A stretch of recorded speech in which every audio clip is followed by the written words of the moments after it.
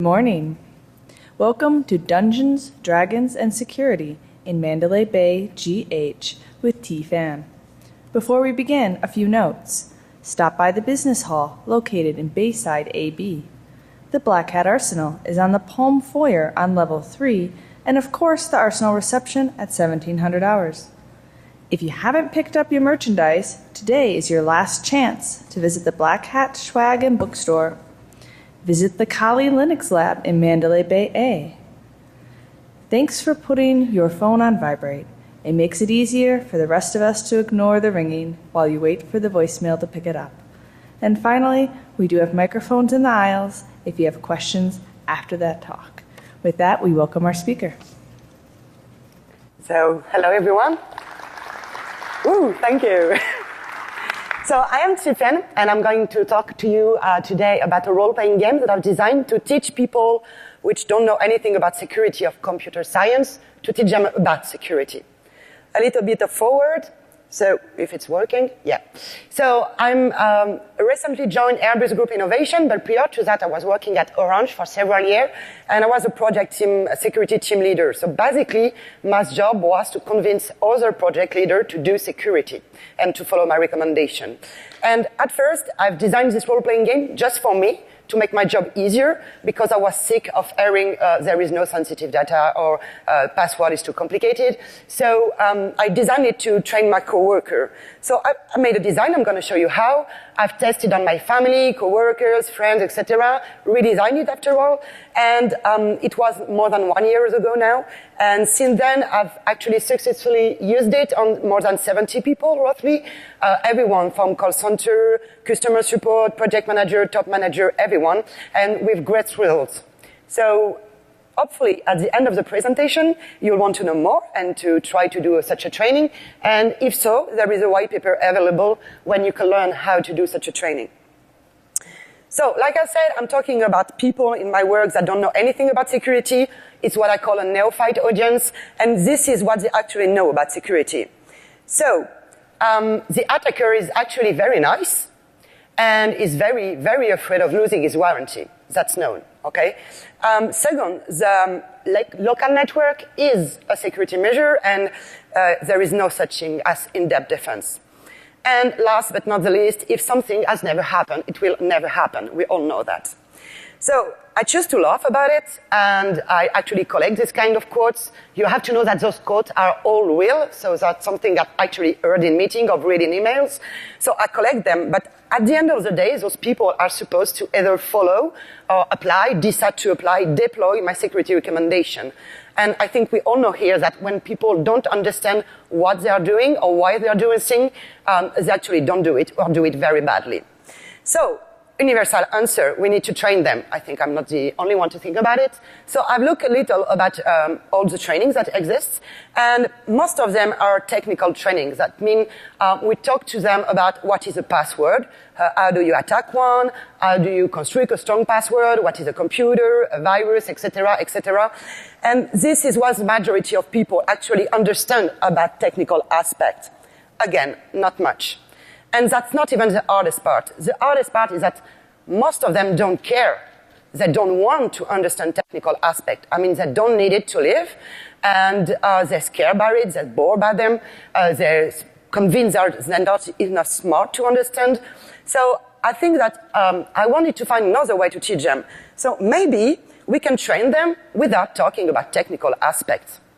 Just a quick stop, what I call non-technical aspects are everything from Harry Potter is handling my email to maybe there is a wire of some kind between my computer and the recipient of my email.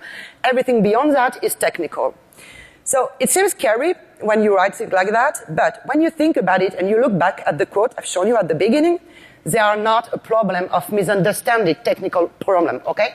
I mean, thinking that the attacker is actually afraid of losing his warranty is nothing to do with how a computer works. So I begin to make a list of things that I needed them to understand or to learn. Okay, I want them to learn that you stop trusting anyone by default in InfoSec, okay? You have to trust someone for a specific action, and you have to decide who to trust. There is such thing as in-depth defense or in-depth security, and you have actually to use it. The attacker is bad, really bad. He has his own motivation, and there is a big range of attackers between the nice user and the big bad hacker working for the NSA, okay? And there is a lot of money involved. I don't know that, so I wanted them to know that.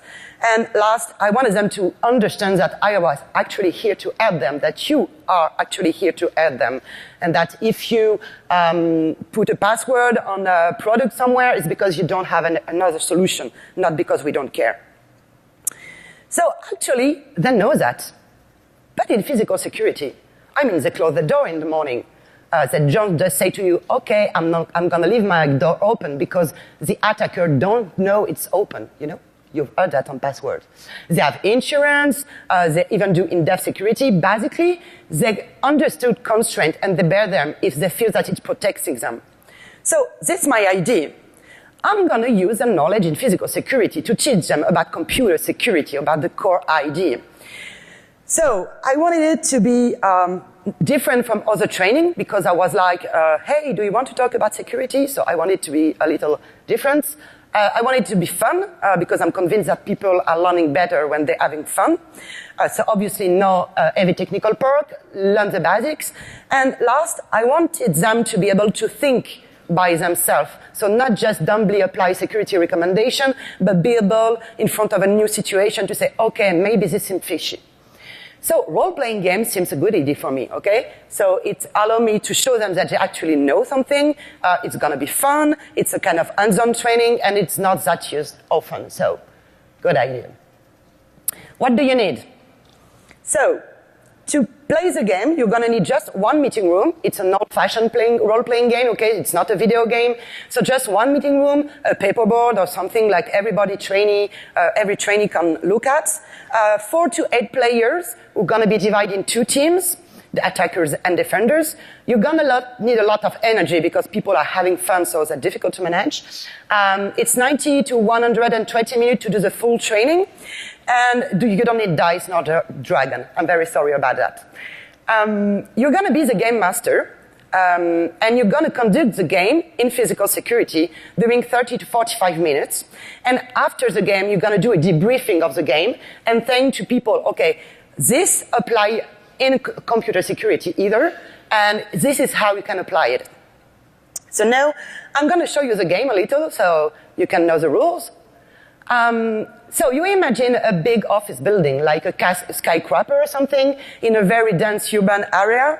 There is an underground parking lot. There is an helicopter pad on the roof, because helicopters. And somewhere in the building is a highly valuable object. This object is not little enough to fit in a pocket, but it fits in the backpack. At the beginning of the game, no security at all in the building, and like I said, there are going to be 2 teams. Attackers will try to steal the object, and defenders will try to prevent the theft, of course. How does it look like? Well, attacker is going to propose an attack, like I'm going in, I'm stealing the object, I'm going out, and my defenders will propose a mitigation, like I'm putting in the door and I'm locking it. There are some little rules that you have to know. So attack team, like I said, steals the object without being caught, okay? So if there is CCTV of their face, fingerprint, everything like that, the objective is not done. And if the police come in full force and they have not an acceptable exit plan, again, they're lost. So they have unlimited budget because it's more fun, so they can have missile, everyone they want. They have a limited number of human attackers in the game, so no more than 10, they can't be an army, and they have to respect the laws of physics. So sorry, there is no Deadpool in the team, you have to respect the law of physics. If you want to go through a wall, you have to explode it, I don't know, something like that. Defending, obviously the counterpart in objective. They have also unlimited budget, unlimited staff, so they can have an army. Again, laws of physics, and they have 2 more rules which are very difficult to follow for defenders. First, the law of the country must be respected. So that means in France, because I'm French, I don't know if you heard it, in France, that means your guard can't kill anybody. Okay, they can't have gun. You can risk to maim one of on your employee. You can't do full cavity search. Yes, I had that on your employee. And in case of fire, every door must open because people must be able to evacuate. So this is the first. The second one, people must be able to work in the building and to work with the object. So you can't just seal out all exit, and you can't put the object into casting into concrete, or I don't know. They have to work and be able to come and go. Now I'm going to show you real minutes of the session. So it's a session with 7 people. We're product manager in marketing.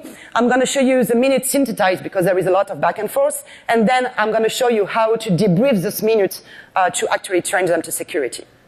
So here we go. No security at all. So get in, steal the object, get out. Defenders first mitigation. There is guard at the front door, there is a bad reader at the entrance of the room, a safe in the room, and when I ask them who has actually access to the room or the safe key, they tell me that it was only 3 managers of the specific team needed access to the object. Please note, the object is not in the safe. Everybody has forgotten that in the game, but it's not in. Okay, attackers. Take care, it's gonna be fast. They kidnap one of the managers. They steal its key, the badge, they go in the building via the parking lot because there is no guard, and they steal the safe keys, which they don't need, but like I said, they've forgotten that. Okay, no, new mitigation. The safe key never leaves the building, so just kidnapping a manager is not enough. And there is CCTV everywhere except in the bathroom because that's not allowed. When asked who is actually watching the CCTV feed, they said it was an external company watching it in real time 24/7. Okay, attackers. They're gonna hack the CCTV. They put a video loop of the empty hallway and empty room, and they enter with the manager badge, they steal the useless safe key, and they steal the object. Okay, now the badge is associated with facial recognition, so just stealing the badge is not enough. Okay, no issue. We're gonna hack the facial recognition database. I mean, we're just putting our face on it, and that's okay. Okay, now my defenders were wanting to detect video loop. So this was this weird discussion on how do you actually detect a video loop of an empty hallway. And they come up with this solution, which is putting analog clock in front of all the camera. And there was also a lot of discussion on which time to put any clock. So defenders are kind of screwed. Okay, no problem. They're going to kill a manager and steal its actual face. Hey, you're going to pass the CCTV like that. Okay, so now there is iris scan. Okay, they change the strategy. Now they put fire in the building, so all the door open, and they land as fake fireman in helicopter. I don't know why helicopter, because it's fun, something like that. So they go in, they steal the object, they go out.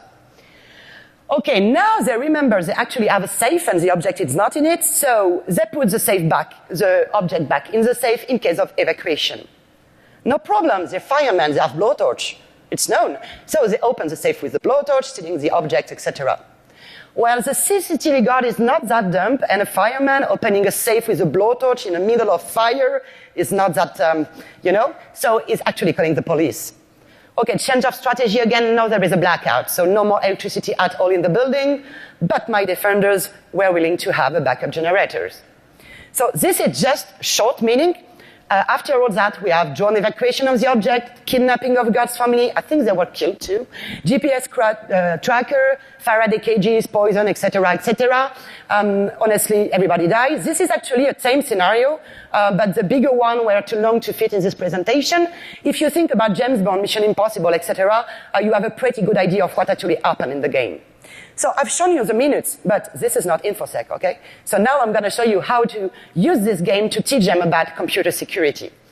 You go back to the minutes of the game that you actually wrote in the paperboard in the room, and you're going to check step by step and show them that it's actually applying to computer security.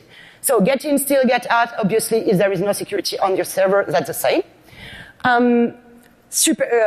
First countermeasure. Okay, so everything that's guards and lock, etc., are just basic security, operational, and technical issue. Don't go further. That's enough.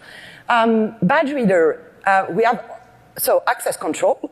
Okay, and there is also the principle of least access privilege that they put in by themselves, because when you ask them who has access, they only say, okay, only 3 people, so you can talk to them about the least privilege, about the fact that you don't lend your password to everybody, etc., etc. There is also defensive depth, because there is a lot of peeling up security measure, and you can also talk to them about security measures that are badly deployed because there is a safe that is useless, I'm going very quick to the debriefing because you actually know about security. Your role as a trainer is to go further to explain to them. Okay, kidnap of the manager is basically social engineering. First, because it's a human factor. Next, because to know which manager to actually kidnap, you have to get information, and they have it via social engineering. And there is password theft, pass of least resistance, because they go via the parking lot where there is no guard, so you can show them that. Safe key never leaves the building is basically hardware security. You're forcing your attacker to be here to actually attack your product. There is CCTV, so it's supervision and SOC. Hack the CCTV, it's actually log tampering. So it's kind of fun to talk to them about that. And there is also credential theft.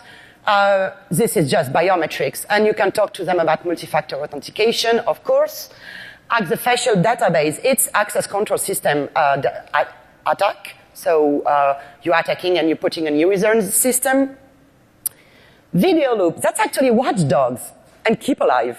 I was so happy. Remember, those are marketing people.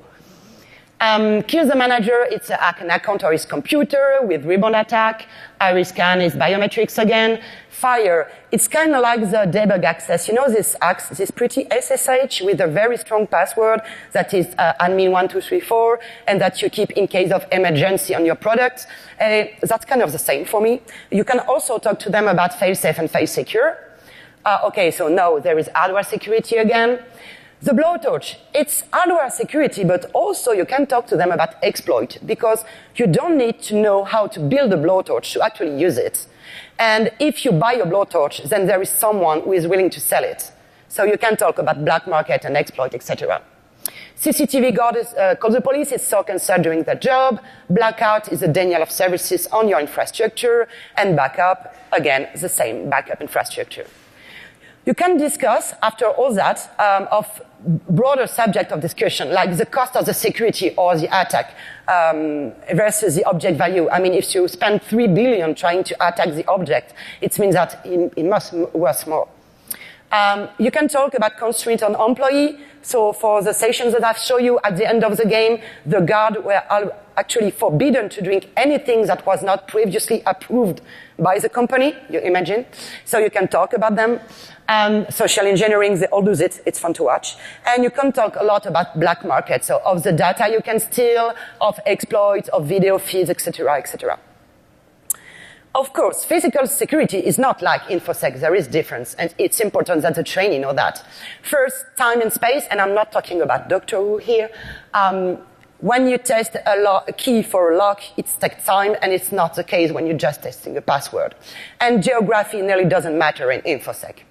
And the second one is the copy, is the fact that stealing in InfoSec is actually copying, and you can't take apart the copy and the original file, so you don't even know that you've been stolen, and it's very important. Some pro tips if you want to play the game. First, don't go up to 8 players. People are having fun. They're trying to kill anybody. There is a lot of back and forth between the team and inside the team. So beyond 8 players, it's just too difficult to handle, okay? You don't want shy attackers. I had once, and they were like, okay, the door is closed, I don't know what to do anymore. So you don't want that, so ask who wants to attack. The people who's gonna come forward have the least chance to be shy. Don't hesitate to switch team. It's not the case. Everybody who has been in a role-playing game master, know that you are the law. Don't let people trying to negotiate with you. If you say something, it's forbidden and end of the discussion, okay? Don't be too stressed out about the rules. They're just here to prevent full play, so if you're wrong, that's not a big deal. And have fun, of course. Some results, okay. On the short term, so what I call short term is just after the training or the day after. Basically, trainees have grasped the concept that I wanted them to learn, that the attacker is bad, that security team are actually people and not robots, and then we can be fun, and we're here to help them. And I had a lot of people saying that it was very unfair that we had to follow the laws of the country, because we cannot win like that. And trainers are fun too. Just a little thing that you need to know if you want to train to do the training, it doesn't work on security people. So on you.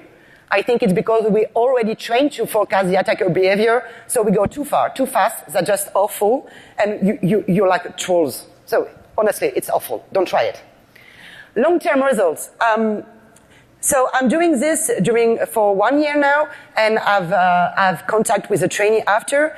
It's actually working. So this quote is a little bit too much, because they actually don't go in the bathroom anywhere with their smartphone. But if you think about it, that means they understood that a smartphone can be hacked, that someone in the internet is willing to do it, and that there is also weirdos that are willing to pay to have the recording of someone going to the bathroom. So they actually have a lot of things, okay? We had also a lot of contact afterwards. So to ask for the same training for coworkers, or coworker asking for the same training, to ask for technical training in security. Honestly, that's big. So they come here and say, okay, now I want to know about virus. To ask for help, like I have this project and I don't know how to secure it, and also to report possible incidents. And this is big. I was at Orange, so it's an ISP, and when the people from the call center who are talking to your client all day are able to detect possible incidents and to call you about it, honestly, that's huge. And also, trainers are fun, so we want to get the training again. So I want to thank you. I'm going to thank you also my guinea pigs and all my trainees at Orange. If you want to know more, there is this white paper. Normally with it, you'll be able to conduct such a training in totality. Please try it. You can tell me about it because honestly, each time I do it, there is something new that people come up with. So I really want to know what yours people are going to come up with. And thank you very much.